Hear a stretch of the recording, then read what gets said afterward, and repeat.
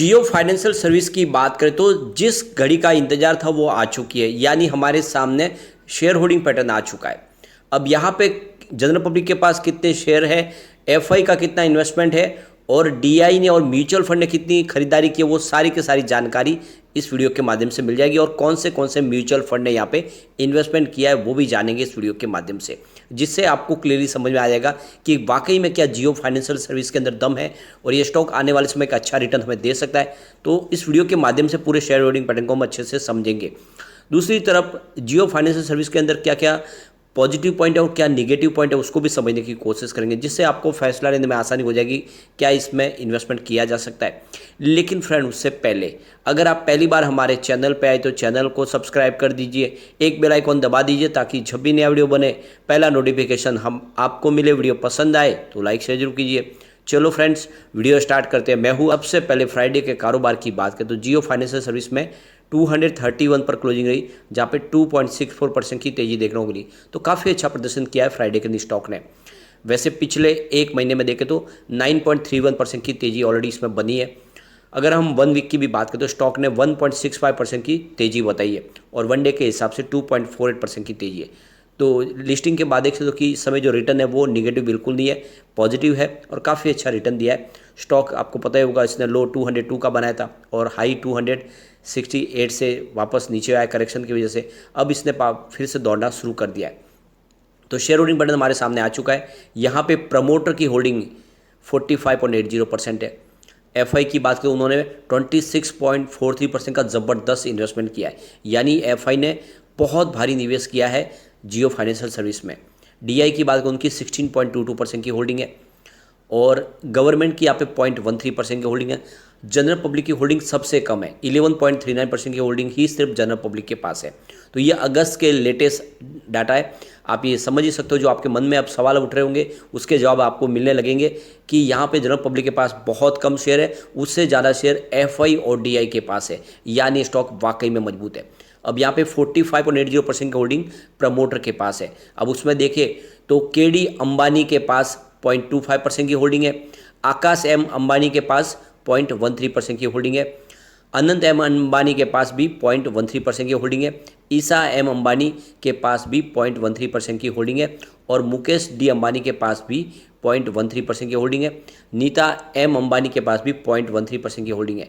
तो ये आप क्लियरली समझ सकते हो कि मुकेश अंबानी और उनकी वाइफ और उनके तीनों बच्चों के पास एक जैसी ही होल्डिंग है, 0.13% की होल्डिंग है। ये परिवार में एक जैसी बांटी गई है। अब एनी अदर स्पेशल में देखें तो 44.92% की होल्डिंग है, जिसमें श्री चक्र कमर्शियल की देखें तो 11.64% की होल्डिंग है और देवर्षि कमर्शियल एलएलपी की होल्डिंग 8.59% है। करुणा कमर्शियल एलएलपी 8.59% की होल्डिंग है। इसके अलावा तत्वम इंटरप्राइजेस एलएलपी 8.59% की होल्डिंग है। Reliance industries holding private limited की 4.79% की होल्डिंग है और समर्थजीत इंटरप्राइजेस की 1.96% की होल्डिंग है। श्रीजी कॉम ट्रेड की होल्डिंग 0.23% है और इसके अलावा श्री कृष्णा ट्रेड कॉम की होल्डिंग 0.23% है। सेवर इंटरप्राइजेस की 0.21% की होल्डिंग है। रिलायंस वेलफेयर एसोसिएशन की भी 0.08% की होल्डिंग है। इसके अलावा वास्प्रदा इंटरप्राइजेस की होल्डिंग 0.02% की है। तो ये प्रमोटर ग्रुप से होल्डिंग है, अलग अलग आप देख सकते हो कि ये होल्डिंग आपके सामने है। अब यहाँ पे म्यूचुअल फंड की 6.27% की होल्डिंग है। करीब 39 म्यूचुअल फंड्स हैं यहाँ पे इन्वेस्टमेंट किया हुआ है। एसबीआई म्यूचुअल फंड की काफ़ी बड़ी होल्डिंग है, करीब 2.09% की होल्डिंग है। फॉरेन पोर्टफोलियो इन्वेस्टर कैटेगरी 1 में देखें तो 23% की होल्डिंग है और ये करीब 1601 है। अदर फॉरेन इंस्टीट्यूशन की होल्डिंग भी 2.68% के आसपास है, उनकी 20 की संख्या है। इसके अलावा the bank of New York Malone ने भी यहाँ पे 2.22% की होल्डिंग ली हुई है। फॉरेन बैंक होल्डिंग 2.22% है और इसके अलावा यूरो पैसिफिक ग्रोथ फंड की 1.74% की होल्डिंग है। गवर्नमेंट ऑफ सिंगापुर की 1.59% की होल्डिंग है और फॉरेन पोर्टफोलियो कैटेगरी 2 में देखें तो 0.75% की आपको होल्डिंग दिखाई देगी। फॉरेन इंस्टीट्यूशनल इन्वेस्टर की होल्डिंग 0.46% की होल्डिंग है। बैंक्स की होल्डिंग यहाँ पे 0.06% है। अब इसके अलावा देखें तो यहाँ पे इंश्योरेंस कंपनी की होल्डिंग 8.92% के आसपास है, जिसमें एलआईसी की होल्डिंग 6.68% है, जो काफ़ी बड़ी होल्डिंग है। अब इंडिविजुअल इन्वेस्टर की बात करें, जिन्होंने 2 लाख से नीचे का निवेश किया, उनकी 1.21% की होल्डिंग है और ऐसे इंडिविजुअल इन्वेस्टर जिन्होंने 2 लाख से ज़्यादा का इन्वेस्टमेंट किया उनकी 7.31% की होल्डिंग है। एनी अदर स्पेशल में 1.06% की होल्डिंग है। इसके अलावा JFSL ट्रस्ट की 0.76% की होल्डिंग है और HUF 0.18% की होल्डिंग है। बॉडीज कॉरपोरेट की 0.66% की होल्डिंग है और NRI की यहाँ पे 0.54% की होल्डिंग है। Investor education and protection fund की भी यहाँ पे 0.5% की होल्डिंग है। अब म्यूचुअल फंड की तरफ चलते हैं जो इन म्यूचुअल फंड यहाँ पे निवेश किया है। तो सुंदरम टैक्स सेविंग रेगुलर ने यहाँ पे 1084 करोड़ का इन्वेस्टमेंट किया है। क्वांट टैक्स प्लान का 4600 करोड़ रुपीज़ का इन्वेस्टमेंट है। क्वांट स्मॉल कैप फंड ने भी 8000 करोड़ का इन्वेस्टमेंट किया है। GM लार्ज कैप फंड ने यहाँ पे 46 करोड़ का इन्वेस्टमेंट किया है। LIC mutual fund unit link insurance scheme ने 457 करोड़ का इन्वेस्टमेंट किया है। निप्पॉन इंडिया विजन फंड ने यहाँ पे 3500 करोड़ का इन्वेस्टमेंट किया है। सुंदरम मल्टी फंड ग्रोथ ने 2098 करोड़ का इन्वेस्टमेंट किया। क्वांट मिड कैप फंड ने 2788 करोड़ का इन्वेस्टमेंट किया। क्वांट अब्सोल्यूट फंड ने 1300 करोड़ का इन्वेस्टमेंट किया है। क्वांट एक्टिव फंड की 5600 करोड़ के आसपास की खरीदारी यहाँ पे। इसके अलावा क्वांट मल्टी एसेट फंड का यहाँ पे 978 करोड़ का इन्वेस्टमेंट है। LIC mutual fund children gift fund का 14 करोड़ का इन्वेस्टमेंट है। सुंदरम इक्विटी सेविंग फंड ने 587 करोड़ का इन्वेस्टमेंट किया है। HDFC index S&P BSE index का करीब 5298 करोड़ का इन्वेस्टमेंट है। HDFC इंडेक्स फंड निफ्टी ने 9446 करोड़ का इन्वेस्टमेंट किया है। LIC mutual fund S&P BSE इन सेंसेक्स इंडेक्स ग्रोथ की बात करें 72 करोड़ का इन्वेस्टमेंट है। HDFC फ्लैक्सी कैप फंड की 38,668 करोड़ का ज़बरदस्त इन्वेस्टमेंट है, यानी ये भारी इन्वेस्टमेंट किया HDFC फ्लैक्सी कैप ने। HDFC टैक्स सेवर ग्रोथ का भी 11,285 करोड़ का ज़बरदस्त इन्वेस्टमेंट है। HDFC टॉप 100 फंड ग्रोथ ने 25,420 करोड़ रुपीज़ का ज़बरदस्त इन्वेस्टमेंट किया है। बड़ौदा PNB परिबास का यहाँ पे 1,881 करोड़ का इन्वेस्टमेंट है। इसके अलावा कैनरा रेबेको फ्लैक्सी कैप का 10,130 करोड़ रुपीज़ का उन्होंने इन्वेस्टमेंट किया है। HDFC हाइब्रिड डेब्ट फंड ने 2,900 करोड़ रुपये का इन्वेस्टमेंट किया है। Nippon India hybrid fund growth ने 779 करोड़ का इन्वेस्टमेंट किया है और निप्पॉन इंडिया पावर इंफ्रा का यहाँ पे 2,544 करोड़ का इन्वेस्टमेंट है। सुंदरम एग्रेसिव हाइब्रिड फंड का 3,500 करोड़ रुपये का इन्वेस्टमेंट हुआ है। HDFC इक्विटी सेविंग फंड ने 2,978 करोड़ का इन्वेस्टमेंट किया है।